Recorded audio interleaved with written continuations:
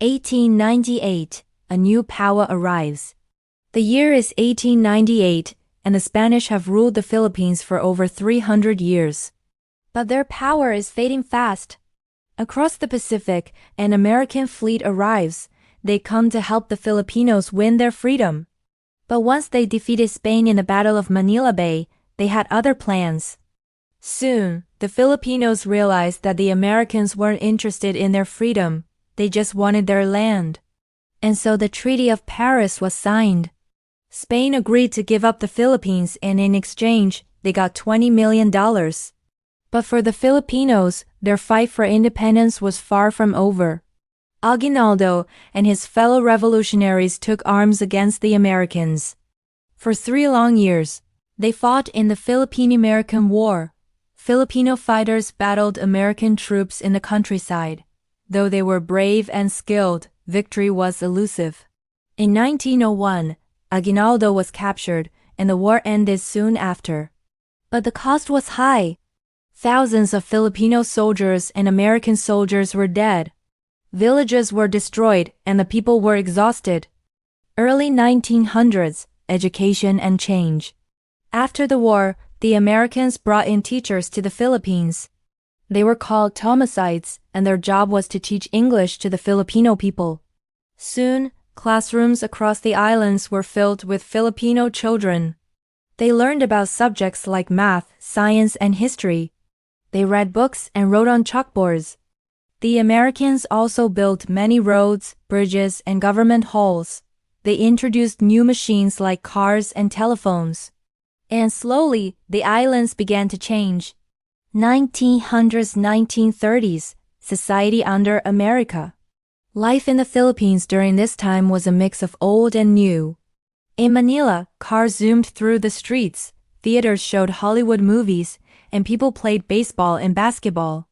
It was a far cry from the quiet and sleepy town it once was, but for ordinary Filipinos, life was still mostly the same.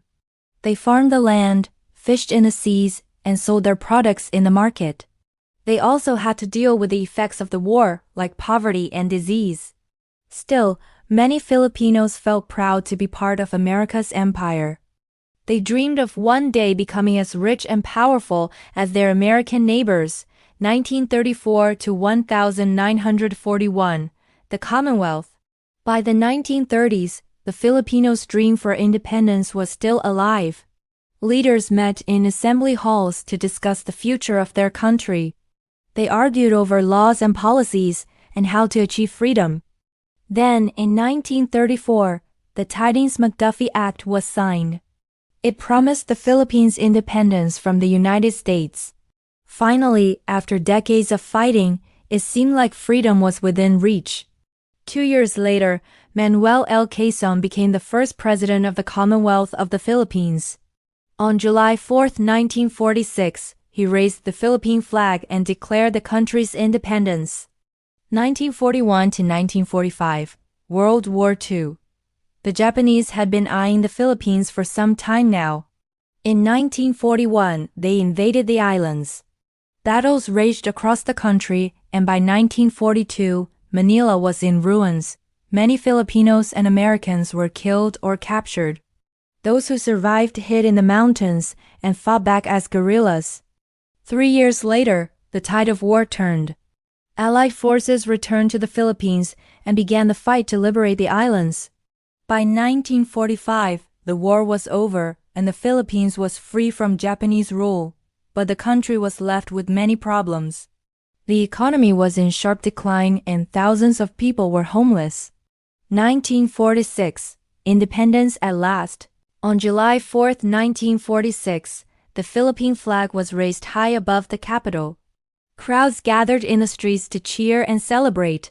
Fireworks lit up the night sky and people danced and sang. As the sun rose over the islands, the Philippines stood free at last. But the story of the Filipino people was far from over. This has been the history of the Philippines. Part 2 will be out soon. Thanks for watching.